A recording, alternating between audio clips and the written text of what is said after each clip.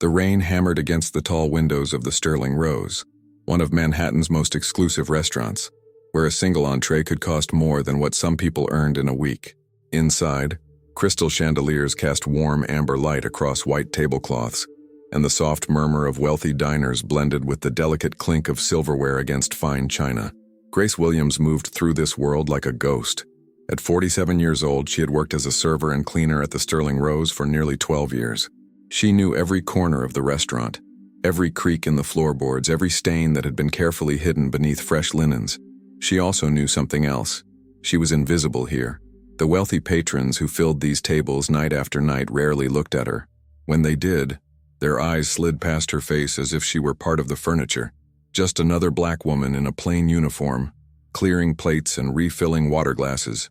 Grace had learned to accept it. She needed this job. Her daughter Maya was in her second year at NYU studying journalism, and Grace would scrub every floor in Manhattan if it meant keeping her there.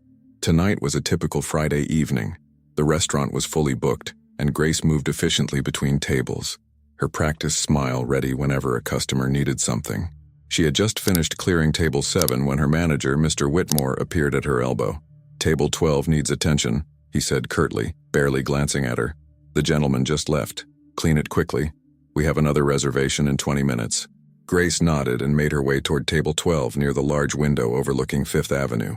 The rain created rivers down the glass, distorting the city lights into streaks of gold and red. As she approached, she noticed the table was a mess. A half-eaten steak sat congealing on a plate, a wineglass tipped on its side with a small red stain spreading across the white cloth, and crumpled napkins scattered carelessly. But it was what lay in the center of the table that made her pause. Coins. Just coins. 7 quarters, 3 dimes, and a handful of pennies scattered across the expensive tablecloth like trash. Grace felt the familiar sting of humiliation burn in her chest. She had just watched the young man who'd been sitting here, couldn't have been more than 30, dressed in a tailored navy suit that probably cost thousands of dollars, pay his bill with a sleek black credit card. The check had been over $300, and he had left her coins, not even neatly stacked, just tossed there as if she were a beggar on the street rather than a human being providing a service. Grace's hands trembled slightly as she began gathering the plates. She'd experienced this before, of course. The casual cruelty of the wealthy was nothing new, but it never stopped hurting. Each time felt like a fresh reminder that, to people like him, she simply didn't matter. She was loading the plates onto her tray when something caught her eye. Not on the table, on the chair where the young man had been sitting. If you're enjoying this story, please subscribe to the channel. Your support helps us bring you more incredible stories like this one. Hit that subscribe button and turn on notifications so you never miss what happens next. Grace set the tray down and moved closer. At first, she thought it was just a shadow, a trick of the dim lighting. But as she leaned in, her breath caught in her throat. There was something wedged between the seat cushion and the chair's wooden frame. An envelope. A thick, cream-colored envelope, partially hidden but clearly visible once you knew to look for it. Grace glanced around the restaurant. Mr. Whitmore was busy seating new guests. The kitchen staff was focused on the dinner rush. No one was watching her. Her heart pounding, Grace reached down and carefully pulled the envelope free. It was heavier than she expected and sealed with a small piece of clear tape. No name was written on it, no address, nothing to indicate who it was for or what it contained. Grace turned it over in her hands, her mind racing. Had the young man dropped it accidentally? But that didn't make sense. It had been wedged quite deliberately into the chair as if hidden there on purpose. The smart thing would be to hand it over to Mr. Whitmore immediately. Let management deal with it. Grace had worked too hard for too long to risk her job over something like this. But something stopped her. Maybe it was the weight of the envelope in her hands. Maybe it was the way her fingers tingled as they touched the expensive paper. Or maybe it was simply the memory of those coins scattered across the table. Cold, deliberate, humiliating. Grace made a decision that would change everything. She slipped the envelope into the deep pocket of her uniform apron, covering it with a napkin.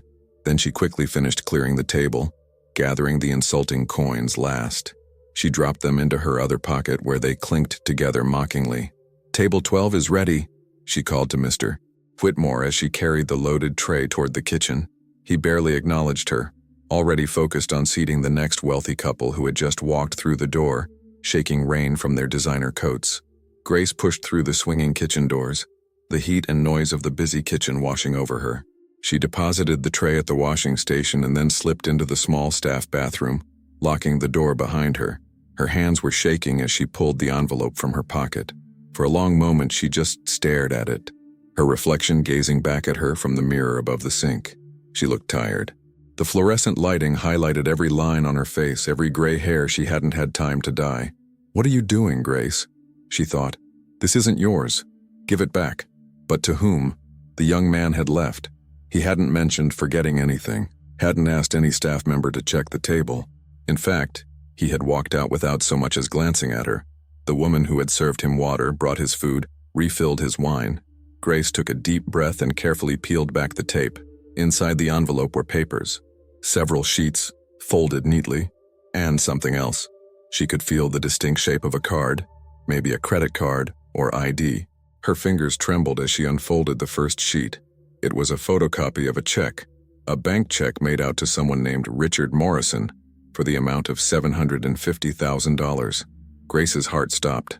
$750,000. She fumbled with the other papers, her breath coming in short gasps. There were bank statements, account numbers, and what looked like legal documents.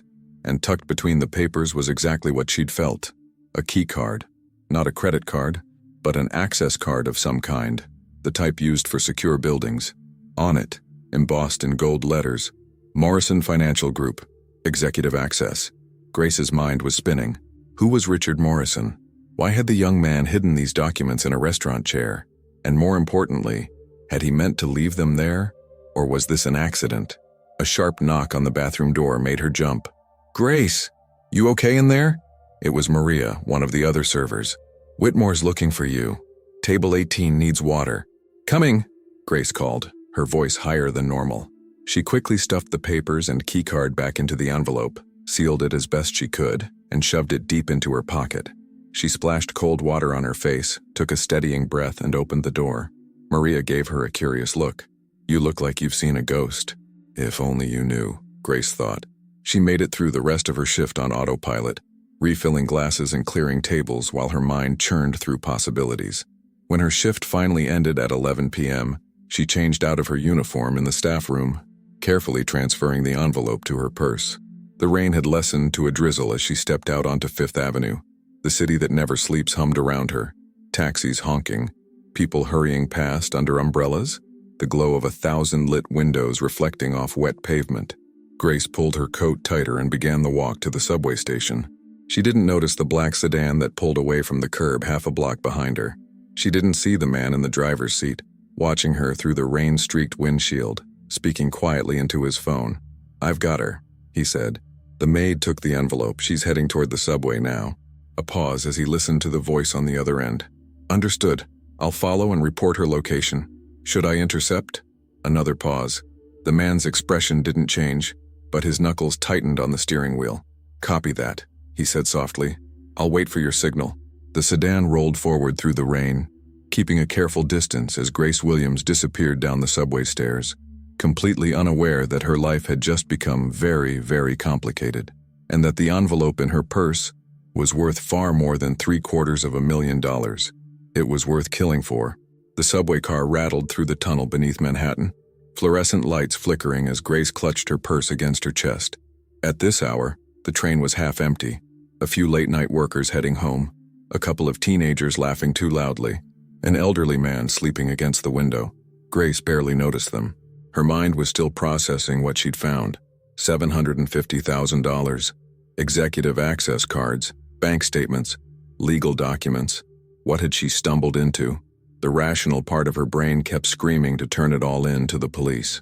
But another part, the part that had scrubbed floors and endured humiliation for 12 years while wealthy people treated her like furniture, that part whispered something different. What if this is your chance? What if this changes everything? Grace shook her head, trying to clear the dangerous thoughts. She wasn't a thief. She was a hard-working single mother who had raised her daughter right, who had never taken anything that didn't belong to her. But those coins on the table, that casual cruelty. The train lurched to a stop at her station in Queens.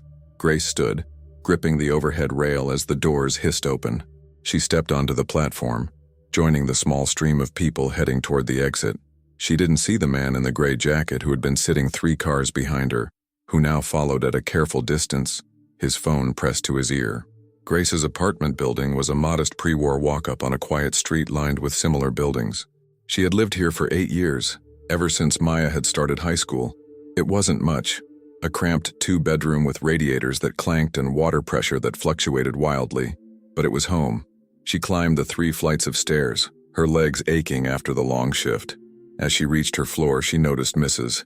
Chen from across the hall peeking through her door. "Working late again, Grace?" the elderly woman asked in her accented English. "Same as always, Mrs. Chen," Grace replied with a tired smile. "Have a good night." "You too, dear. You work too hard." "If only you knew what I'm carrying in my purse," Grace thought as she unlocked her door. The apartment was dark except for a lamp glowing in the living room. Maya must have left it on before heading to bed. Grace locked the door behind her, engaged the deadbolt, and slipped the chain into place, something she didn't always do, but tonight felt different. She kicked off her worn shoes and padded quietly through the small living room toward her bedroom. She could see light under Maya's door. Her daughter was probably still awake, studying or scrolling through her phone. Grace closed her bedroom door and sat on her bed, finally allowing herself to examine the envelope properly. She spread the contents across her faded bedspread. In the better lighting of her bedroom lamp, she could see details she'd missed in the restaurant bathroom. The check photocopy was dated 3 days ago. It was drawn from Morrison Financial Group's corporate account and made payable to Richard Morrison personally. The memo line read, "Executive compensation, Q4 bonus." Grace's eyes widened. This was a bonus? $750,000 as a bonus? The bank statement showed accounts with Morrison Financial Group. Multiple accounts, actually, each containing staggering amounts of money. But as Grace looked closer, she noticed something odd.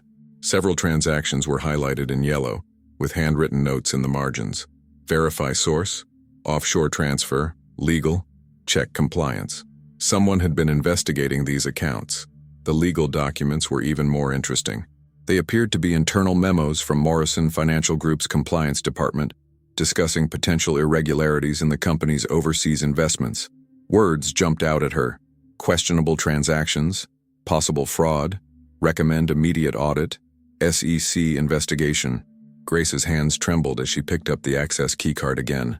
Morrison Financial Group. She'd heard of them. They were one of those powerful investment firms in Midtown, the kind of place where billions of dollars changed hands daily. And somehow, documents detailing potential fraud at this company had ended up hidden in a restaurant chair. But why? Who had put them there? And more importantly, who was supposed to find them? A soft knock on her bedroom door made Grace jump, nearly scattering the papers. "Mom? You still awake?" Maya's voice came through the door. Grace quickly gathered the documents and stuffed them under her pillow. "Yeah, honey, come in." When the door opened and Maya appeared, wearing NYU sweatpants and an oversized t-shirt, her hair pulled back in a messy bun. At 19, she looked so much like Grace had at that age. The same warm brown eyes, the same determined set to her jaw. "How was work?" Maya asked, sitting on the edge of the bed. "Long," Grace said, trying to keep her voice steady. "How about you? Get your article finished?" Maya was working on an investigative piece for her journalism class about income inequality in New York City. It was exactly the kind of passionate, justice-driven work that made Grace proud, even when it meant Maya staying up until 3 in the morning chasing down sources. "Almost done," Maya said, then peered more closely at her mother. "Mom, are you okay? You look, I don't know, stressed. More than usual." Grace forced a smile. "Just tired, baby." It was a busy night at the restaurant. Maya didn't look convinced, but she didn't press. Instead, she reached over and squeezed Grace's hand. "You work too hard. When I graduate and get a real job, you're going to retire. I'm serious." "We'll see," Grace said softly. "Now go to bed. It's late." After Maya left, Grace sat in silence for a long moment, listening to the familiar sounds of her daughter getting ready for bed, water running in the bathroom, the creak of Maya's mattress as she climbed in. Grace pulled the documents back out from under her pillow and stared at them. She thought about her daughter's dream of becoming an investigative journalist. Maya had grown up watching her mother work multiple jobs, scraping by, enduring the casual cruelty of the wealthy. She had developed a fierce commitment to exposing injustice, to giving voice to the voiceless. What would Maya do if she knew about these documents? The answer was obvious. Maya would want to expose the fraud. She would see this as exactly the kind of story that needed to be told. Powerful financial executives stealing money while people like Grace worked themselves to exhaustion for minimum wage. But Maya was still a student. She had her whole life ahead of her.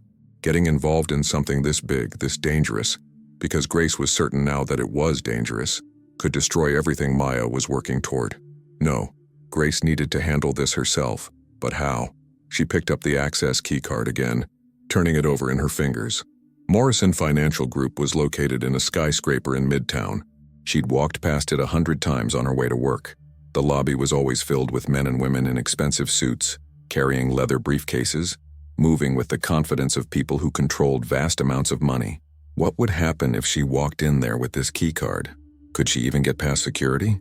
Grace was still turning the question over in her mind when her phone buzzed. A text message from an unknown number. Her heart began to pound as she opened it. The message contained just 6 words. "We know you have the envelope." Grace's blood ran cold.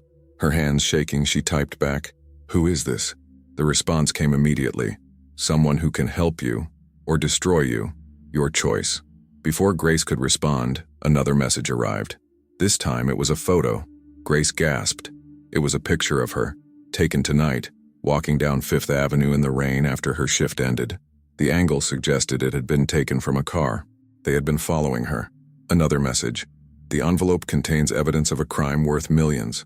People have died for less. You have 2 choices. Bring it to the police and become a target, or bring it to us and get paid for your silence." Grace's mind raced. Who was us? And how much danger was she really in? Another message. "You have 24 hours to decide. We'll be in touch with instructions. Don't do anything stupid, we're watching you." Then, "And Grace? We know where Maya goes to school. NYU is a big campus. Lots of places for accidents to happen." Grace felt like she'd been punched in the stomach. They were threatening her daughter. With trembling fingers, she blocked the number and set her phone down. Her heart was hammering so hard she could hear it in her ears. This was real. This was dangerous. And she had just put herself and Maya directly in the crosshairs. Grace stood up and paced her small bedroom, trying to think clearly. She needed to go to the police. Right now. Turn over the envelope and let them handle it. But what if the police were involved? What if Morrison Financial Group had connections in the NYPD? These weren't street criminals threatening her. These were people with money, power, and resources. And they knew where Maya went to school. Grace's phone buzzed again. She flinched but forced herself to look. Another unknown number, but this time the message was different. "Don't trust the first message. They're lying. The envelope was meant for you to find. Meet me tomorrow at Columbus Circle, noon, Southwest Bench. Come alone, I'm trying to help you." Grace stared at the screen, her mind spinning. 2 different people were contacting her. One threatening, one claiming to help. Both seemed to know about the envelope. Neither could be trusted. She grabbed the envelope and looked at it again with fresh eyes. Had it really been left there accidentally? Or had someone deliberately planted it in that chair, knowing she would find it? But why her? She was nobody. Just a server, a maid, invisible to everyone. Unless that was exactly the point. Grace's breath caught as a new possibility formed in her mind. What if someone had chosen her specifically because she was invisible? Because she was exactly the kind of person no one would suspect? A soft sound outside her bedroom window made her freeze. It was probably nothing. Just the wind, or a cat on the fire escape. But Grace walked to the window anyway and carefully pulled back the curtain just an inch. The street below was quiet, lit by the orange glow of street lamps. A few parked cars. No movement. Except, there, across the street, a black sedan, engine running, exhaust visible in the cool night air. Someone was sitting in the driver's seat, watching her building. Grace let the curtain fall and stepped back, her heart pounding. This was really happening. She was being watched. Right now. They knew where she lived. She needed help. Real help. But who could she trust? Grace sat back down on her bed and picked up her phone again. She scrolled through her contacts, looking for anyone who might be able to help her navigate this nightmare. Her finger hovered over one name, Detective Marcus Johnson. He was a regular at the Sterling Rose, usually came in once a month or so.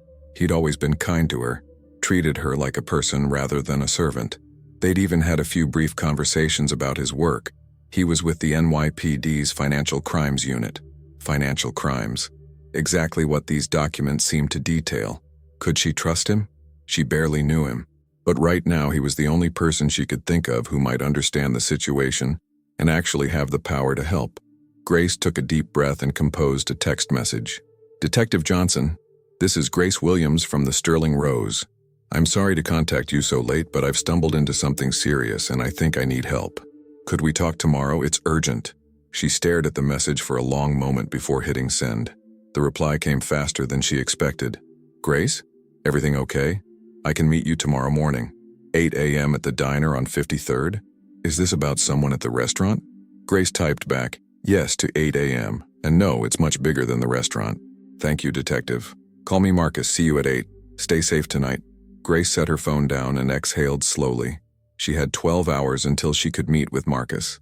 12 hours to keep herself and Maya safe. She gathered all the documents and stuffed them back into the envelope, then looked around her room for a hiding place.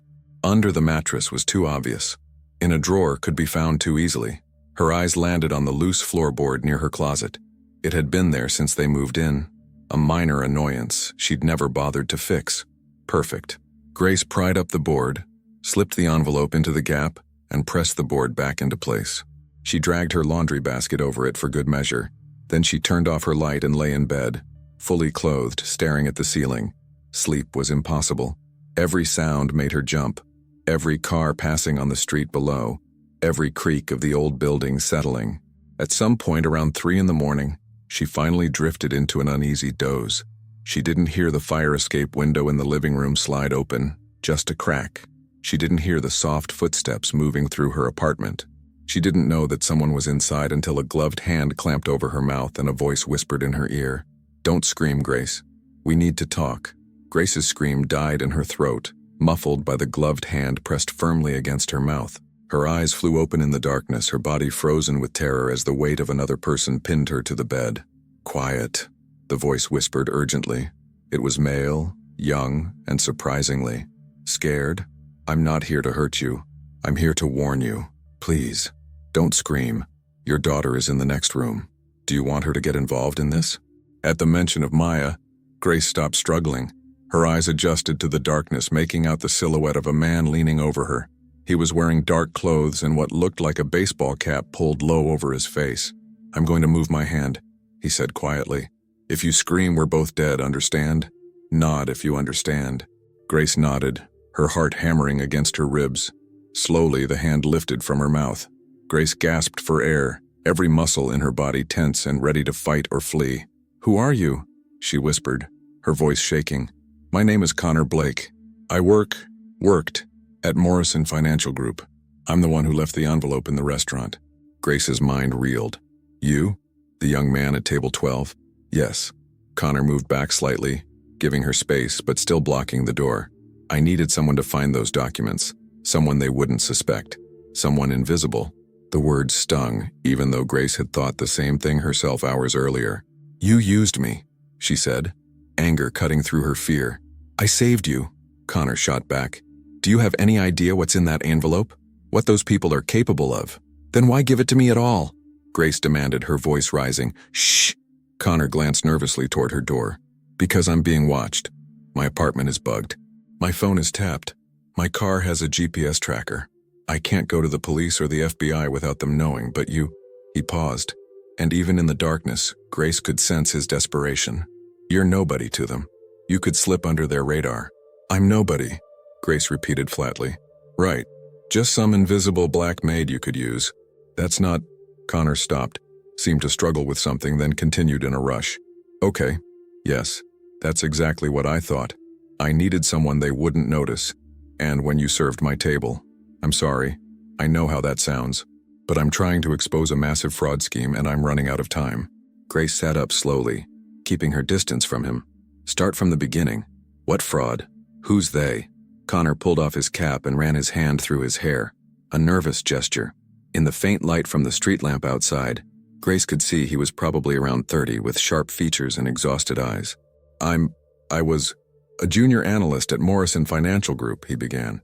6 months ago, I was assigned to review some offshore accounts. Routine stuff, but I noticed irregularities. Millions of dollars being moved through shell companies, falsified documents, investors being lied to about returns. "How much money are we talking about?" Grace asked. $800 million, maybe more. Grace's breath caught. That's massive. Yes, and it goes all the way to the top. Richard Morrison himself is orchestrating it. He's using investor money to cover his personal expenses, fund his lifestyle, while showing fake profits to keep new investments flowing in.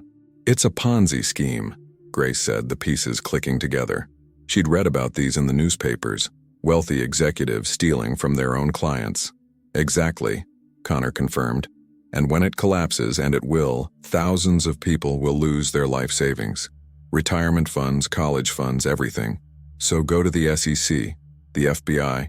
You have evidence. Connor's laugh was bitter. I tried.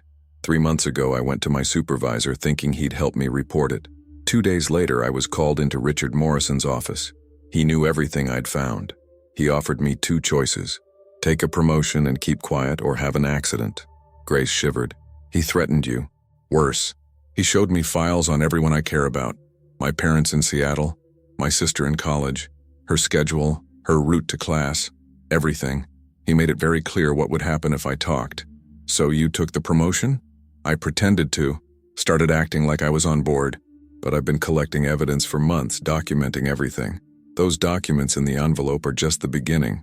I have hard drives, recordings, emails, enough to put Morrison and his entire executive team in prison for decades. Grace processed this information, her mind racing.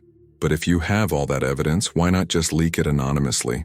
Send it to journalists, whistleblower websites? Because Morrison has people everywhere. Cops, judges, even some FBI agents. The moment those documents surface, he'll know it was me. He'll activate his contingency plan, destroy the evidence, move the money offshore, and disappear. And my family. Connor's voice cracked. He'll make good on his threats. So what was your plan? Give me the evidence and hope I'd know what to do with it? Connor shook his head. No, the envelope was a test. I needed to see if you'd turn it into management at the restaurant, which would mean Morrison's people got it back, or if you'd take it home, which meant you were curious, maybe brave enough to get involved. This is insane, Grace said. I'm a server, I clean tables, I'm not some secret agent. Exactly. That's why you're perfect. Connor leaned forward, his voice urgent. Morrison and his people are looking for sophisticated threats. Government investigators, rival firms, journalists. They're not looking for a single mother from Queens who works 2 jobs. You can move those documents where I can't. Move them where? To the right people. I have a contact, a journalist with the New York Times named Sarah Chen. She's been investigating financial fraud for years, and she can't be bought. She's the only person I trust to handle this properly, to make sure the story breaks before Morrison can cover it up. Grace thought about Maya's journalism classes, about her daughter's fierce commitment to truth and justice. This was exactly the kind of story Maya dreamed of breaking someday. But this wasn't Maya's fight, and Grace wasn't about to put her daughter in danger. Why not contact this Sarah Chen yourself? Grace asked. I told you, I'm being watched constantly. Morrison has someone following me 24/7. If I meet with Sarah, they'll know. They'll kill her to protect themselves. But you, Connor pulled something from his pocket. A business card. You can contact her, tell her Connor sent you, give her the documents, she'll know what to do. Grace stared at the business card in his outstretched hand but didn't take it. I got threatening texts tonight, she said. Someone knows I have the envelope. They're watching my building right now. There's a black sedan outside. Connor's face paled. That's them. Morrison's security team. They must have had someone watching the restaurant saw you take the envelope. They threatened my daughter. I know. I'm sorry, I never meant. Connor stopped, then continued more forcefully. That's exactly why you need to move fast. Get the evidence to Sarah Chen before Morrison decides you're too much of a risk. You're asking me to trust you, Grace said slowly. A man who broke into my home in the middle of the night, who deliberately chose me because I'm invisible, who put me and my daughter in danger without our consent. Connor met her eyes. I'm asking you to do the right thing. $800 million, Grace. Thousands of victims. This isn't about me or you or even Morrison. It's about all those people who trusted their money to his firm. Retirees who'll lose everything. Parents who saved for their kids' college. Charities that invested their endowments.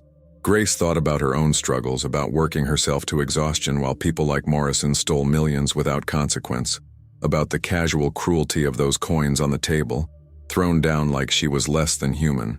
If I do this, she said carefully, I need guarantees, protection for Maya, a way out if things go wrong. Connor nodded quickly. Sarah Chen can help with that. The Times has resources, legal protection. Once the story breaks, Morrison won't dare touch you. It would be too obvious. And what about before the story breaks?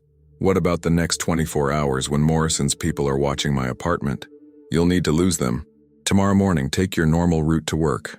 The subway, right? A train? Grace nodded. Take the A train toward Manhattan, but get off at 59th Street. There's a shopping complex there. Lots of exits. Easy to lose a tail. Sarah Chen will meet you at noon at a coffee shop on Columbus Circle. He handed her the business card. This has her direct number. Text her from a burner phone. You can buy one at any bodega. Tell her Connor sent you and that you have the package. Grace finally took the business card, her fingers brushing against Connor's gloved hand. What happens to you after I give her the documents? I disappear. I've got a plan. Fake identity, money hidden offshore, a flight to a country with no extradition treaty. Once Sarah breaks the story and Morrison is arrested, maybe I can come back. Maybe. That's a lonely life, Grace said quietly. Connor's smile was sad, better than a dead one. A sudden sound from the hallway, Maya's bedroom door opening, made them both freeze. Mom? Maya's sleepy voice called out. You okay? I thought I heard voices. Connor was already moving, silently sliding toward the window he'd entered through. I'm fine, honey, Grace called back, her voice remarkably steady. Just watching TV. Go back to sleep. Okay. Maya's door closed again. Connor paused at the window, one leg already on the fire escape. The documents. Where are they? Grace hesitated only a moment before pointing to the loose floorboard. Connor moved the laundry basket, pried up the board and pulled out the envelope. He checked the contents quickly, then looked at Grace. Tomorrow, noon, Columbus Circle Coffee House. Sarah will be wearing a red scarf. He tucked the envelope inside his jacket. Don't bring the documents. I'll get them to her another way. You just need to tell her everything I told you. She'll take it from there. Wait, Grace said. If you're giving her the documents yourself, why do you need me at all? Connor's expression was grim. Because I might not make it to tomorrow. Morrison's people are closing in. I can feel it. If something happens to me, Sarah needs to know the full story. You're my insurance policy, Grace, my witness. Before Grace could respond, he was gone, disappearing through the window and down the fire escape like a shadow. Grace sat on her bed, trembling, the business card clutched in her hand. What had she just agreed to? She looked at the card in the dim light. Sarah Chen, investigative reporter, The New York Times. A phone number and email address. Grace glanced at her alarm clock. 4:17 a.m. In less than 4 hours, she needed to be at work. And at noon, she was supposed to meet a journalist to expose a massive fraud scheme orchestrated by a billionaire who killed people who got in his way. She thought about calling the whole thing off, texting Connor, if she even could, and telling him to find someone else. But then she thought about those threatening messages. Morrison's people already knew she had the envelope. They were already watching her building. Whether she helped Connor or not, she was already in danger. At least if she went through with the meeting, there was a chance of protection. The New York Times had resources. They could help her. And maybe, just maybe, she could actually make a difference. Stop a criminal from destroying thousands of lives. Grace lay back down, knowing sleep was impossible. She stared at the ceiling, watching shadows shift as cars passed on the street below. Outside, in the black sedan, the man in the driver's seat watched her window go dark again. He lifted his phone and dialed. She had a visitor, he reported. Male, late 20s, entered via fire escape. They talked for approximately 12 minutes. He left the same way. A pause as he listened. Couldn't hear the conversation. Should I intercept her tomorrow? Another pause. Understood. I'll report her movements and wait for your signal. He ended the call and settled in for the rest of his watch, his eyes never leaving Grace Williams' apartment building. Tomorrow was going to be very interesting, and for Grace Williams it might be her last day of being invisible. The game had changed. The quiet, hard-working server who had spent 12 years being ignored was about to step into the spotlight, and people were going to die because of it. Grace's alarm went off at 6:30 a.m., though she'd been awake for the past 2 hours, watching the gray light of dawn creep across her ceiling. She'd heard every sound in the building, Mrs. Chen's radiator hissing to life, the couple upstairs arguing, the distant wail of sirens on the expressway, and she'd thought about Connor Blake's desperate eyes as he'd climbed back out her window. She forced herself out of bed and into the shower, letting the hot water wash away the exhaustion, but not the fear. As she dressed in her usual work clothes, black pants, white blouse, comfortable shoes, she caught her reflection in the bathroom mirror, the same face she'd seen for 47 years. But something had changed behind her eyes. She didn't look invisible anymore. She looked hunted. "Mom?" Maya appeared in the bathroom doorway, still in her pajamas, her hair a mess. "You're up early. Even for you." Grace forced a smile. "Couldn't sleep. Thought I'd get a head start on the day." Maya studied her mother with those sharp journalist's eyes. "You look stressed. More than usual. What's going on?" "Nothing, baby. Just tired." Grace moved past her daughter toward the kitchen. "You want breakfast before class?" "Mom." Maya followed her. "Don't do that. Don't shut me out. I know something's wrong. You've been acting weird since you got home last night." Grace poured coffee with shaking hands, her back to Maya. How much should she tell her? Nothing felt safest. But Maya was smart. She'd keep digging if she sensed her mother was hiding something important. I found something at work," Grace said carefully. "Something that belongs to someone else. And I'm not sure what to do about it." "What kind of something?" "I can't tell you right now, but I'm handling it. I'm meeting someone this morning who can help." Maya's eyes narrowed. "Mom, you're scaring me. Is this illegal? Are you in trouble?" "No," Grace said quickly. Then more honestly, "Maybe. I don't know yet." "Then let me help you. That's what I'm studying for. Investigative journalism, uncovering the truth. Whatever this is." "No." Grace's voice came out sharper than she intended. She turned to face her daughter, gripping the coffee cup so hard her knuckles went white. "Maya, I need you to trust me on this. Go to your classes today. Stay on campus. Don't leave NYU for any reason. Can you promise me that?" Maya's expression shifted from concern to alarm. "You're really freaking me out. Promise me, Maya." Okay, I promise. But you have to promise me something too. You'll tell me what's going on, eventually." "Eventually," Grace agreed, though she had no idea if that promise was one she could keep. At 7:15 a.m., Grace left the apartment. She'd checked the street from her window. The black sedan was still there, engine running. As she stepped onto the sidewalk, she didn't look at the car, but she could feel eyes on her. The walk to the subway was the same route she took every morning. But today every shadow seemed threatening, every stranger a potential danger. Grace forced herself to maintain her normal pace, her normal routine. At the subway station, she swiped her Metro card and descended to the platform. The morning rush was building. Commuters in business suits, construction workers in dusty clothes, students with backpacks. Grace positioned herself in the middle of the platform, surrounded by people. The A train arrived with a screech of brakes and a blast of stale air. Grace boarded and found a seat, her purse clutched tightly against her chest. She didn't look around to see if anyone had followed her, but she knew they had. The train rattled through the tunnel, stopping at each station. Grace watched the subway map above the doors, counting down stops. At 59th Street, as Connor had instructed, she stood and moved toward the exit. As the doors opened, Grace stepped out onto the platform, then immediately stepped back into the car just as the doors were closing. An old trick Maya had once told her about from a spy novel. If someone was following you, they'd be forced to either get off the train or stay on it. Either way, you'd spot them. Through the dirty window, Grace saw a man in a gray jacket standing on the platform, his phone to his ear. His eyes locked on the train as it pulled away.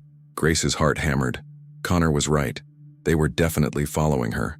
At the next stop, Grace exited and quickly moved through the station, taking stairs up to street level. She emerged into the cold morning air on 53rd Street, checking her watch. 7:52 a.m. 8 minutes until her meeting with Detective Marcus Johnson. The diner was a classic New York establishment. Red vinyl booths, chrome fixtures, the smell of bacon and coffee. Grace spotted Marcus immediately, sitting in a corner booth, a cup of coffee already in front of him. Detective Marcus Johnson was in his early 50s, with close-cropped gray hair and kind eyes behind wire-rimmed glasses. He stood as Grace approached, his expression concerned. "Grace, thank you for meeting me." He gestured to the seat across from him. "You sounded worried in your text. What's going on?" Grace slid into the booth and the waitress appeared immediately. "Coffee?" "Please," Grace said, grateful for something to do with her shaking hands. Once the waitress left, Marcus leaned forward. "Talk to me, what happened?" Grace took a breath and made a decision. She told him everything, finding the envelope, Connor's late-night visit, the threatening texts, the surveillance outside her apartment. The only thing she left out was the noon meeting with Sarah Chen. Some instinct told her to keep that card close. Marcus listened without interrupting, his expression growing increasingly serious. When Grace finished, he pulled out a notebook. "Morrison Financial Group," he said, writing it down. "Richard Morrison, Connor Blake, these names mean something to you? Should they?" Marcus set down his pen and looked at Grace directly. "My unit has been investigating Morrison Financial for 6 months. We've suspected fraud, but we haven't been able to get hard evidence. Morrison is connected, politically, financially. He's very good at covering his tracks. So Connor was telling the truth. It's real. It sounds real, but Grace..." Marcus's voice was gentle but firm. "You're in serious danger. If Morrison's people think you have evidence against him, they won't hesitate to eliminate you as a threat. They threatened my daughter." Marcus's jaw tightened. "That changes things. You need protection. Let me make some calls, get you into a safe house." "No." The word came out before Grace could stop it. Marcus frowned. "Grace, this isn't negotiable. You're a civilian caught in the middle of a major criminal investigation. We need to get you somewhere safe. Take your statement and use what you know to build our case." "And how long would that take? Days? Weeks?" Meanwhile, Maya's at school, exposed, vulnerable. Grace shook her head. "I need to end this. Today." "How?" Grace hesitated. This was the moment. Trust Marcus completely, or keep the meeting with Sarah Chen as her backup plan. "There's a journalist," Grace said carefully. Connor mentioned her. Sarah Chen from the New York Times. She's been investigating Morrison too. If I can get the evidence to her, she can publish the story. Once it's public, Morrison can't hurt me without making himself look guilty. Marcus's expression darkened. "Absolutely not. You are not meeting with a journalist. This is a police matter, Grace. We have protocols, legal procedures." "Your protocols haven't stopped Morrison in 6 months," Grace interrupted.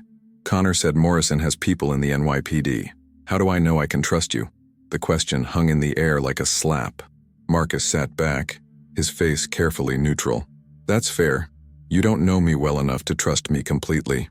But I can show you my credentials, let you call my supervisor at Financial Crimes, verify my identity. And what if your supervisor is on Morrison's payroll?" Marcus closed his eyes briefly, then opened them with a sigh. "Grace, if you start down that road, you'll never trust anyone. Yes, there's corruption in the NYPD, in every police department, but the vast majority of us are trying to do the right thing." "I know," Grace said softly, "and I'm sorry, but my daughter's safety is more important than your protocols." "Then let me help you protect her. We can put a patrol car outside NYU, assign plainclothes officers to shadow her, which Morrison's people would notice immediately, confirming that I'm cooperating with police." Grace shook her head. "No, I need to do this my way." Marcus studied her for a long moment. "You're going to meet with Sarah Chen anyway, aren't you? Whether I agree or not." Grace didn't answer, which was answer enough. "Fine," Marcus said, pulling out his phone. "At least let me come with you. Provide backup. I can stay out of sight. But if things go wrong..." "No. Connor said I have to come alone. If Sarah sees police, she'll disappear. Connor Blake might be dead already," Marcus said bluntly. "Morrison's people were following you. They probably followed him too." The words hit Grace like a physical blow. She hadn't allowed herself to think about that possibility. "If Connor is dead," Marcus continued, "then you're the only person who knows about his evidence, which makes you Morrison's primary target. Please, Grace, let me help you." Grace's phone buzzed. She pulled it out and saw a new text from an unknown number. "Connor Blake's body was pulled from the East River an hour ago. You're next unless you bring us the documents. We're waiting." Grace's hands went numb. She showed the message to Marcus. His face went pale. "We need to get you out of here now." "I don't have the documents," Grace said, her voice hollow. "Connor took them back last night. I don't know where they are." Another text arrived.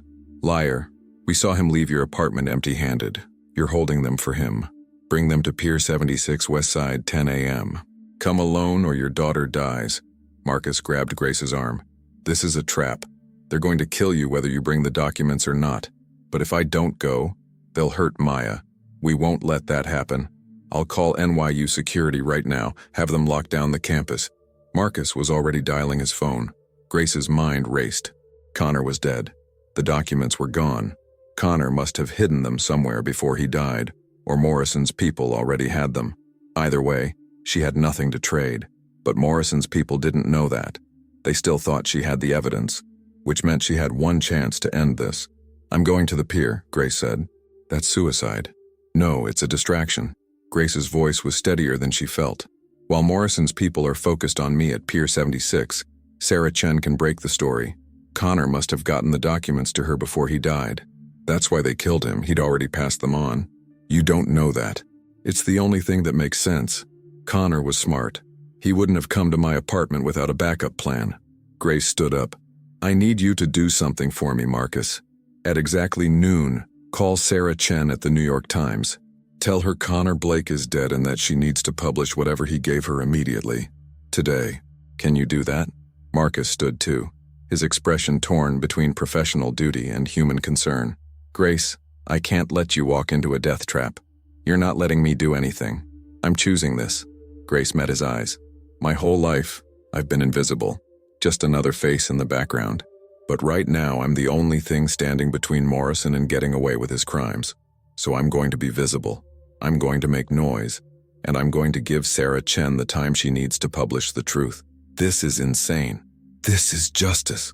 Grace checked her watch, 8:47 a.m. She had just over an hour. Please, Marcus. Promise me you'll call Sarah Chen at noon. Whatever happens to me, make sure the story gets out. Marcus's jaw worked silently for a moment. Then reluctantly, he nodded. I promise. But I'm also calling for backup. SWAT team. Tactical units. If you're going to Pier 76, you're not going alone. Stay out of sight.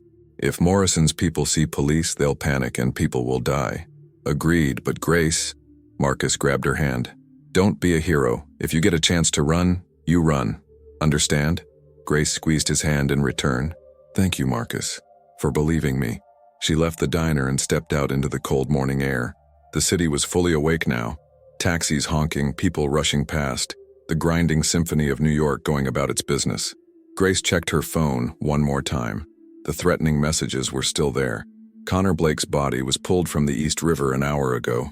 Connor had risked everything to expose Morrison. He'd died trying to do the right thing. Grace wasn't going to let his death be meaningless. She hailed a taxi and gave the driver the address for Pier 76 on the west side. As the cab pulled into traffic, Grace looked out the window at the city she'd lived in her entire life. Somewhere in one of these buildings, Richard Morrison was probably having breakfast, completely confident that his money and power would protect him from consequences. He was about to learn he was wrong. Grace's phone buzzed again. This time it was a message from Maya. Mom, there are police all over campus. They won't tell us what's happening, but they're checking IDs at every entrance. Are you okay? Please tell me you're okay. Grace typed back, I'm fine, baby. Stay on campus. I love you so much. She hesitated, then added, I'm proud of you. Never forget that. She hit send and turned off her phone. At 9:45 a.m., the taxi pulled up to Pier 76. The waterfront was industrial and isolated. Abandoned warehouses, rusted shipping containers, the gray expanse of the Hudson River stretching toward New Jersey. Grace paid the driver and stepped out into the wind coming off the water. Somewhere nearby, she hoped, Marcus was coordinating his backup team. And at the New York Times building in Midtown, Sarah Chen was hopefully preparing to publish the story that would destroy Richard Morrison's empire. Grace walked toward the pier, her footsteps echoing on the concrete. A black SUV was waiting for her, windows tinted, engine running. Grace took a deep breath and kept walking. This was it, the moment when the invisible woman stepped into the light, and whatever happened next would change everything. The SUV's door opened before Grace reached it. A man stepped out, tall, muscular, wearing an expensive suit that did nothing to hide the weapon holstered under his jacket. His face was professionally blank, the kind of expression that came from years of doing terrible things without emotion. Ms. Williams, he said, his voice flat. Get in the vehicle. Grace stopped 3 feet away. Where's Richard Morrison? I want to speak to him directly. The man's lips twitched in what might have been amusement. Mister, Morrison doesn't meet with the help. Get in the vehicle. Then we have nothing to discuss. Grace turned to walk away. Your daughter Maya is in Professor Davidson's contemporary journalism class right now, the man said casually. Room 408, Silver Center. Class ends at 11:15. That gives my associate exactly 43 minutes to intercept her before campus security notices anything unusual. Grace froze, her blood turning to ice. The man continued, Get in the vehicle, Ms. Williams, or Maya's body will be found in the East River just like Connor Blake's. Grace turned back slowly. The man was holding his phone, showing her a live photograph. Maya sitting in a classroom, her laptop open, completely unaware she was being photographed. They had someone inside NYU right now. Grace's hands clenched into fists, but she forced herself to stay calm. Marcus had promised to put security around Maya, but could campus security stop a professional killer if they didn't even know he was there? She had to trust that Marcus was already moving his people into position. She had to trust that her plan would work. She had to buy time. "Fine," Grace said, walking toward the SUV. "But I want Morrison on the phone. Now." The man gestured for her to get in. Grace climbed into the back seat and he slid in beside her. The driver, another muscular man in a suit, immediately pulled away from the curb. The man beside Grace pulled out his phone and dialed. After 2 rings, a voice answered. Smooth, cultured, with the absolute confidence of someone who had never been told no in his entire life. "This is Richard Morrison." The man handed Grace the phone. She lifted it to her ear, her hand trembling slightly. "You killed Connor Blake." "Connor Blake killed himself." Morrison's voice was cool. "He stole proprietary documents from my company, attempted to blackmail me, and when that failed, he apparently couldn't live with his guilt. Very tragic. The police found a suicide note." "You're lying." "I'm a billionaire, Ms. Williams. I don't need to lie. I simply create reality." Morrison paused. "Now let's discuss your situation. You have documents that belong to me. I want them back." "I don't have them. Connor took them when he left my apartment." We searched Connor's apartment, his car, his office, his gym locker, even his parents' home in Seattle. The documents aren't there, which means he either destroyed them, unlikely, or he gave them to someone. The only person he visited last night was you. Grace's mind raced. Connor had taken the envelope from her apartment, but where had he gone after that? Unless. Grace's breath caught as a realization hit her. Connor had said he was going to get the documents to Sarah Chen another way. What if he'd already delivered them before coming to Grace's apartment? What if the entire visit had been a diversion, making Morrison's people think Grace had the evidence, when really Sarah Chen had possessed it all along? "I told you," Grace said carefully. "I don't have your documents." "Then you're useless to me." Morrison's voice turned cold. "And useless things get discarded." "Wait." Grace forced confidence into her voice she didn't feel. "You're right that Connor gave me something. Not the documents themselves, but information. Names, account numbers, backup locations, everything he found about your fraud scheme. It's all written down, locked away somewhere safe. If anything happens to me or my daughter, that information gets released to every news agency in New York." A pause. Grace could almost hear Morrison's mind working through the possibilities. "You're bluffing," he said finally. "Am I?" "Connor was smart enough to evade your surveillance for months while he collected evidence against you. Do you really think he'd put all his eggs in one basket? He had contingencies. I'm one of them." Another pause, longer this time. "Where are we meeting you?" Morrison asked. Grace glanced at the man beside her who was watching her with dead eyes. "Your people picked me up at Pier 76. "Curtis," Morrison said, his voice sharp. "Put me on speaker." The man, Curtis, tapped the phone's screen. Morrison's voice filled the SUV. "Change of plans, bring her to the office. I want to have this conversation face to face." "Sir?" Curtis said. "That's not advisable. Too many witnesses." "Did I ask for your advice?" Morrison's voice cracked like a whip. "Bring her to my office. Use the private entrance. We're going to have a civilized conversation about what Ms. Williams thinks she knows." Curtis's jaw tightened, but he nodded to the driver. The SUV changed direction, heading toward Midtown. Grace's heart hammered. She was being taken directly to Morrison Financial Group, the exact place she'd been told never to go. But maybe that was good. Maybe Morrison's arrogance would be his downfall. She checked the time on the SUV's dashboard. 10:08 a.m. Less than 2 hours until Marcus was supposed to call Sarah Chen. All Grace had to do was stay alive that long. The SUV pulled into an underground parking garage beneath a sleek glass tower in Midtown. The Morrison Financial Group logo gleamed on the wall, a stylized M that looked like it was made of gold. Curtis grabbed Grace's arm and pulled her from the vehicle. "Phone," he demanded. Grace handed over her phone. Curtis removed the battery and SIM card, crushing the card under his heel before pocketing the phone itself. "This way," he said, guiding her toward a private elevator that required a keycard to access. They rode up in silence. Grace counted floors. They passed the main lobby level, continued up past what must have been regular office floors, and finally stopped at the penthouse level. The elevator doors opened directly into Richard Morrison's office. It was exactly what Grace expected. Floor-to-ceiling windows with panoramic views of Manhattan, Modern furniture that probably cost more than Grace earned in a year. Abstract art on the walls that she suspected was original and priceless.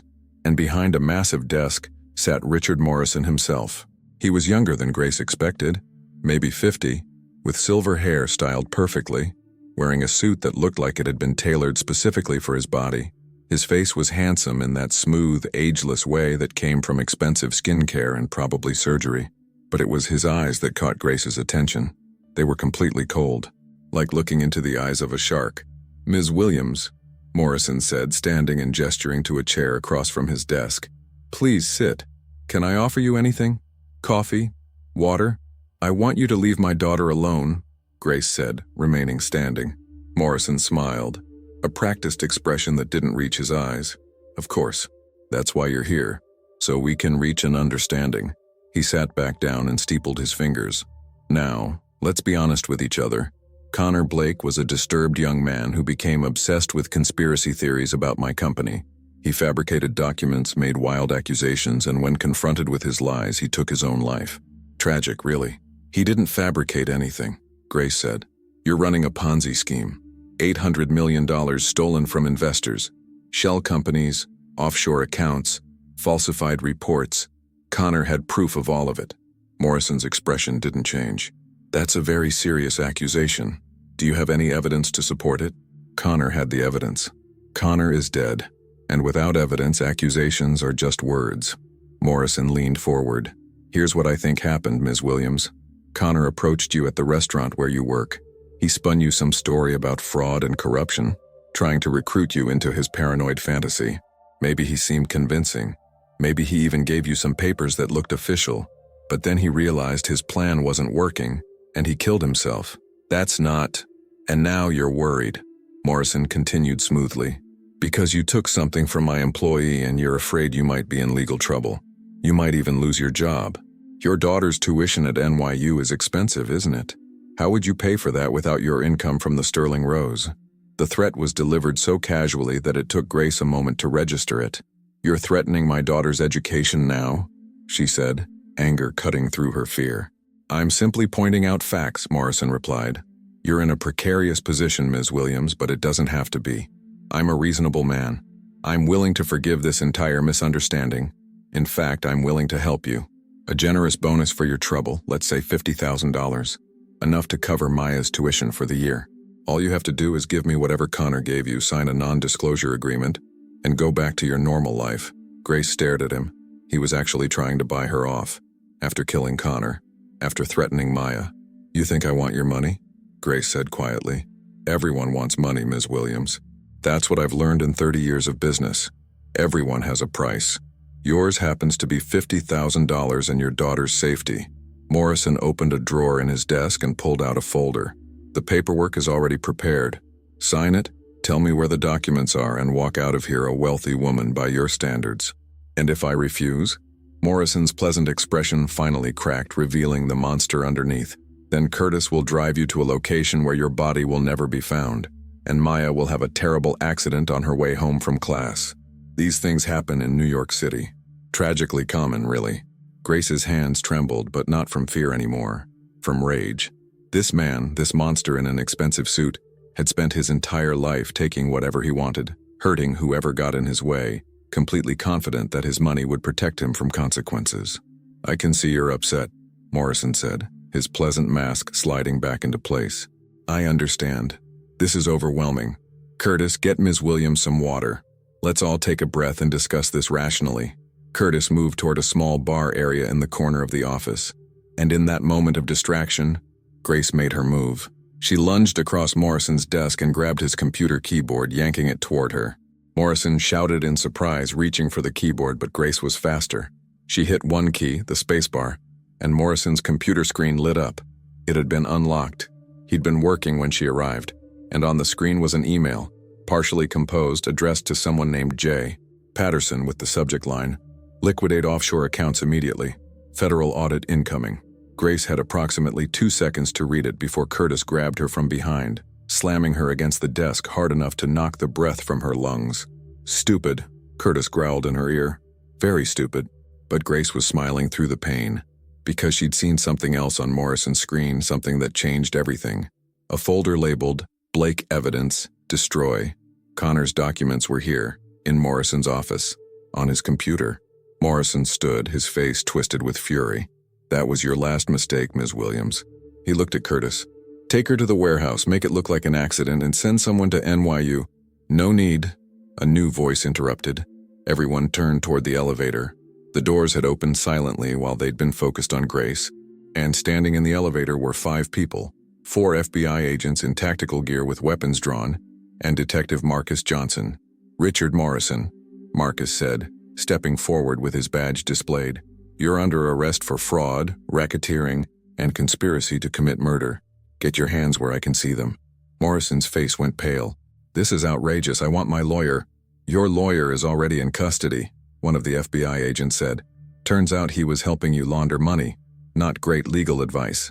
Curtis still had his hand on Grace, but his grip had loosened. Grace wrenched herself free and stumbled toward Marcus. How did you... she began. Connor Blake was smarter than Morrison thought, Marcus said, keeping his weapon trained on Morrison and Curtis. Before he died, he uploaded everything to a secure server and sent the access codes to both Sarah Chen at the Times and to the FBI. We've been building the arrest warrant all morning. We just needed Morrison to incriminate himself. Marcus pointed to Grace's shirt. Grace looked down and saw a small device clipped to her collar. A wire. Marcus must have planted it when he grabbed her hand at the diner. She'd been recording everything. Morrison's face went from pale to red. You're all making a terrible mistake. I have friends in the FBI. I have senators in my pocket. This arrest won't stick. Actually, it will. Sarah Chen's voice came from behind the FBI agents. The journalist stepped into view, her phone out, recording everything. Because I'm publishing the full story in about... She checked her watch. 30 seconds. Complete with Connor Blake's documents, Morrison Financial Group's fraudulent accounting, and a nice audio recording of you threatening to murder a woman and her daughter. The digital edition goes live first. Print edition hits the streets tomorrow morning. Morrison lunged for Sarah, but the FBI agents moved faster, slamming him face first against his expensive desk and cuffing his hands behind his back. Richard Morrison, Marcus recited, you have the right to remain silent. Grace barely heard the Miranda rights. Her legs gave out and she sank into the chair she'd refused earlier, her entire body shaking with adrenaline crash. It was over. Connor Blake's evidence had brought down Richard Morrison, and Grace Williams, the invisible server, the woman who cleaned tables and refilled water glasses, had helped make it happen. Sarah Chen knelt beside Grace's chair. Are you okay? Grace looked up at the journalist who had risked everything to publish the truth. Connor, he really did it. He got you the evidence before he died. Sarah's expression was sad. He was supposed to meet me that night. Never showed up, but he'd set up a dead man switch. If he didn't check in every 12 hours, the evidence automatically uploaded to the FBI and to my secure server. He knew Morrison would kill him. He just wanted to make sure his death meant something. Tears stung Grace's eyes. He was brave. So are you, Sarah said softly. You walked into this knowing you might die. That's the definition of courage. Grace shook her head. I was just trying to protect my daughter. That's what makes it courageous, Sarah replied. Bravery isn't the absence of fear. It's doing the right thing despite being terrified. Marcus appeared at Grace's other side. Ambulance is on the way to check you out. You took a pretty hard hit.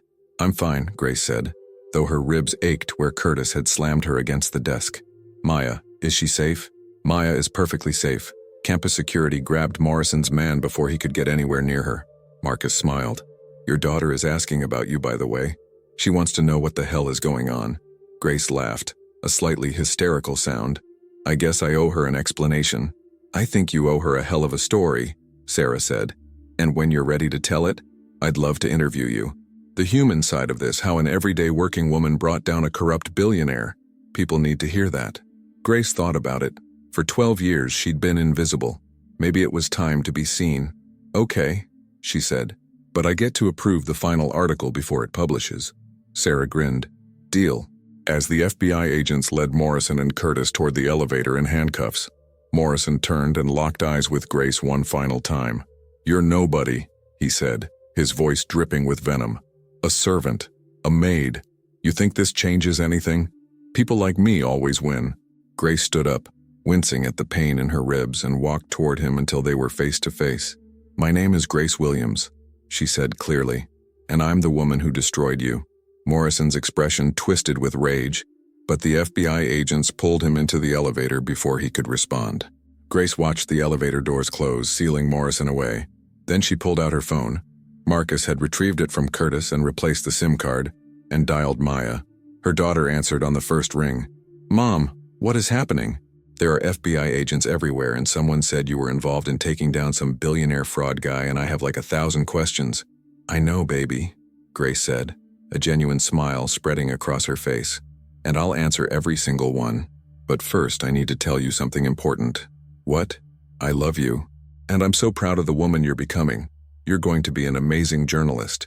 A pause. Then Maya's voice, softer. "Mom, are you okay?" "Yeah," Grace said, looking out at the Manhattan skyline through Morrison's floor-to-ceiling windows. "For the first time in a long time, I really am."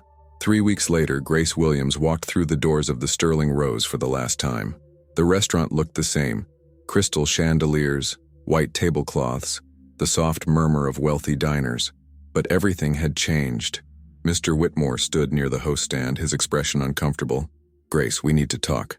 "I know," Grace said calmly. "I'm here to collect my final paycheck and personal items." Whitmore shifted his weight. "The ownership wants me to express their concern about the recent publicity. Having an employee involved in such a high-profile case has created unwanted attention." Grace smiled. "You mean they're embarrassed that a maid helped bring down a billionaire criminal? It doesn't fit their carefully curated image." "I wouldn't put it that way, but that's what it is." Grace's voice was firm, but not angry. "Don't worry, Mr. Whitmore. I'm not here to cause trouble, I'm just here to say goodbye." She walked through the dining room one last time, her fingers trailing along the tables she'd cleaned for 12 years. Some of the regular customers glanced at her, actually looked at her face, and a few even nodded in acknowledgement. The New York Times article had run on the front page. "Server helps expose $800 million fraud." Sarah Chen had written it beautifully, telling Connor Blake's story alongside Grace's, humanizing both of them while detailing the massive criminal enterprise Morrison had built. The article had gone viral. National news picked it up. Grace's photo was everywhere, no longer invisible but seen by millions. Morrison Financial Group had collapsed within days. Federal prosecutors charged Richard Morrison with fraud, racketeering, money laundering, and conspiracy to commit murder. His bail was denied. He was currently sitting in a federal detention center, awaiting trial. Curtis and 2 other Morrison employees faced their own charges for attempted murder and obstruction of justice. And the $800 million Morrison had stolen? The FBI was working to return it to the defrauded investors. It would take years, and not everyone would get their money back, but justice was being served. Grace collected her paycheck and walked out of the Sterling Rose without looking back. Outside, Maya was waiting, leaning against a car Grace still couldn't quite believe was theirs. "Ready?" Maya asked, grinning. Grace climbed into the passenger seat of the 3-year-old Honda Civic they'd purchased last week. Not new, not fancy, but reliable and paid for in cash.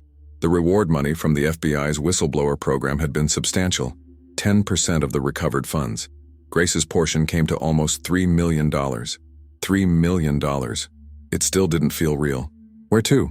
Maya asked, starting the car. "NYU," Grace said. "I want to see your dorm properly, not just rushing in and out like I used to." As Maya drove through Manhattan traffic, Grace thought about how much had changed in 3 weeks. The money was life-changing, yes. Maya's tuition was paid in full through graduation. Grace had set up college funds for 2 of her co-workers' children. She'd donated to shelters and food banks throughout Queens. She'd even sent money to Connor Blake's parents in Seattle, with a letter explaining how brave their son had been. But it wasn't just the money that had changed things. Grace had discovered something about herself during those terrifying hours when she'd thought she might die. She was stronger than she'd ever imagined, braver, more capable. Being invisible had made her feel small, but the truth was, she'd always had strength. She'd raised a brilliant daughter alone. She'd worked multiple jobs without complaint. She'd endured humiliation and kept her dignity. The only thing that had changed was that now other people could see it too. "Mom," Maya said as they stopped at a red light, "I've been thinking about. My journalism professor wants me to write a first-person piece about what it was like being your daughter during all this. The behind-the-scenes story. But I told him I wouldn't do it without asking you first." Grace considered. A month ago, she would have said no immediately, wanting to protect their privacy. But now, what would you write? Grace asked. Maya's eyes lit up. The same passion Grace always saw when her daughter talked about journalism. The truth, about watching you work yourself to exhaustion at jobs where people treated you like you didn't exist. About how scared I was when FBI agents showed up at school. About how proud I am that my mom risked everything to do the right thing. Grace's throat tightened with emotion. Then write it. Tell our story. Maya's smile was radiant. They spent the afternoon at NYU. Maya showed Grace around campus properly. The journalism building where Maya spent most of her time. The library where she studied. The coffee shop where she met with study groups. Everywhere they went, students recognized Grace. Some whispered and pointed. Others approached directly to thank her or ask for photos. Grace handled it with grace. Appropriate given her name. But she was relieved when they finally found a quiet bench near Washington Square Park. Is it weird? Maya asked. Being famous? Surreal, Grace admitted. Last month I was invisible. Now strangers recognize me in the grocery store. Will it bother you? The attention? Grace thought about it. Ask me in 6 months when things calm down, but right now? No, because the attention isn't about me being a celebrity. It's about what we accomplished. Connor's sacrifice meant something. Morrison is in prison. Investors are getting their money back. That matters more than my comfort. Maya squeezed her mother's hand. Connor would be proud. Of both of us. He would be. Grace agreed softly. They sat in comfortable silence, watching students hurry past with backpacks and coffee cups, living their young lives filled with possibility. What are you going to do now? Maya asked eventually. With everything? I've been thinking about that, Grace said. Sarah Chen offered me a job at the Times. Administrative work in their investigative unit. It's not much money compared to the reward, but you'd be helping expose corruption, Maya finished, understanding immediately. You'd be part of the solution. Exactly. Grace smiled. I spent 12 years being invisible while the wealthy got away with whatever they wanted. Maybe I can use my new visibility to help change that. That's perfect, Mom. Really perfect. Grace's phone buzzed. A text from Marcus Johnson. Morrison's arraignment is tomorrow at 2 p.m. Thought you might want to be there. Front row seats reserved for you. Grace showed the message to Maya. Are you going? Maya asked. Yes, Grace said firmly. I want to look him in the eye one more time. I want him to see that I'm still here, still standing, still visible. Can I come? Grace considered, then nodded. Yes, you're part of this story too. And it's important that you see how justice works. Slowly, imperfectly, but it does work. The next day, Grace and Maya sat in the federal courthouse as Richard Morrison was led into the courtroom in an orange jumpsuit, his hands cuffed. He'd aged in 3 weeks. His perfect hair was disheveled, his expensive suit replaced with prison clothes, his arrogant confidence replaced with barely concealed panic. As he was led to the defense table, his eyes swept the courtroom and landed on Grace. For a long moment, they simply looked at each other. Grace didn't smile, didn't gloat, didn't need to. She just held his gaze steadily, calmly, visibly. Morrison looked away first. The judge entered. The bailiff called the court to order and the arraignment proceeded. Morrison pleaded not guilty to all charges. The prosecutor outlined the evidence. Connor Blake's documents, Morrison's own recorded confession to Grace, testimony from dozens of defrauded investors. The judge set a trial date and remanded Morrison to federal custody without bail. It was over in 30 minutes. As Grace and Maya left the courthouse, reporters swarmed them on the steps. Ms. Williams, how do you feel seeing Morrison in custody? Do you think justice is being served? What would you say to Connor Blake's family? Grace paused on the courthouse steps and looked directly at the cameras. Connor Blake gave his life to expose the truth, she said clearly. He believed that no one, no matter how wealthy or powerful, should be above the law. I hope his sacrifice reminds everyone that ordinary people have extraordinary power when we choose to speak up, to stand up, to refuse to be invisible. She paused, then added, and to Richard Morrison and anyone else who thinks money makes them untouchable, you're wrong. Justice might be slow, but it's coming. And it doesn't matter if you can buy lawyers or politicians or security teams. You can't buy your way out of the truth. The reporters erupted with follow-up questions, but Grace simply took Maya's hand and walked down the courthouse steps into the bright afternoon sunlight. 6 months later, Grace sat at her new desk at the New York Times investigative unit, reviewing documents for Sarah Chen's latest case, a real estate developer accused of exploiting immigrant workers. Her phone rang. Marcus Johnson. "Hey, Marcus," Grace answered. "What's up? Thought you'd want to know? Morrison's trial starts next week. Prosecution is confident. He's looking at 30 years minimum." "Good," Grace said simply. "Also, Connor Blake's parents want to meet you. They're in town for the trial. I gave them your number. Hope that's okay." Grace's chest tightened. "Of course. I'd like to meet them too." After hanging up, Grace looked around her modest office. Photos of Maya's graduation, still 2 years away, but Grace had already started a countdown. A framed copy of Sarah's front-page article, a small plant Maya had given her, and on her desk, a quote she'd written out and framed herself. "Being invisible doesn't mean you're powerless. Sometimes the most dangerous person in the room is the one nobody sees coming." Grace Williams. Her computer pinged with a new email. Subject line, "New investigation, pharmaceutical price fixing." Grace smiled and opened the email. She had work to do, because Grace Williams was no longer invisible. She was seen, she was heard, she was powerful, and she was just getting started. 1 year after Richard Morrison's arrest, Grace stood before a packed auditorium at Columbia University's School of Journalism. The students had invited her to speak about investigative journalism, ethics, and the power of ordinary citizens to create extraordinary change. Maya sat in the front row, her face glowing with pride. "When Connor Blake chose to leave those documents where I would find them," Grace began, her voice steady and clear, "he wasn't just exposing a crime. He was making a statement about who gets to tell the truth in this country." She paused, looking out at the sea of young faces, future journalists, future truth-tellers. Connor could have gone to the police immediately. He could have leaked the documents anonymously. But he chose a different path. He chose to trust someone the system had taught to be invisible. Someone who cleaned tables and refilled water glasses while billion-dollar deals were made around her. Grace smiled softly. "He saw what I had forgotten about myself, that being overlooked is sometimes the greatest advantage. That invisibility can be a form of power if you choose to use it." She clicked to the next slide. A photo of Connor Blake smiling at his college graduation. Connor Blake was 31 years old when he died. He gave up everything, his career, his safety, his life, to protect thousands of people he'd never met. That's heroism in its purest form. The auditorium was completely silent. Richard Morrison was sentenced to 42 years in federal prison last month. He'll be 92 years old before he's eligible for parole. The FBI has recovered nearly $700 million of the $800 million he stole. Families have their retirement funds back. Charities have their endowments. Lives have been rebuilt. Grace's voice grew stronger. But Connor's real legacy isn't just Morrison's conviction. It's the reminder that one person, one honest, brave person, can change everything. It doesn't matter if you're a junior analyst or a server in a restaurant. It doesn't matter if people see you or ignore you. What matters is whether you have the courage to act when it counts. She looked directly at Maya.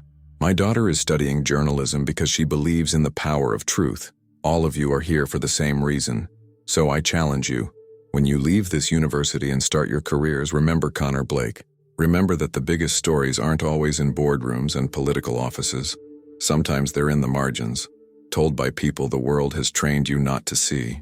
The applause started slowly, then built into a standing ovation. After the speech, as students crowded around asking questions, Grace noticed an older couple standing at the back of the auditorium.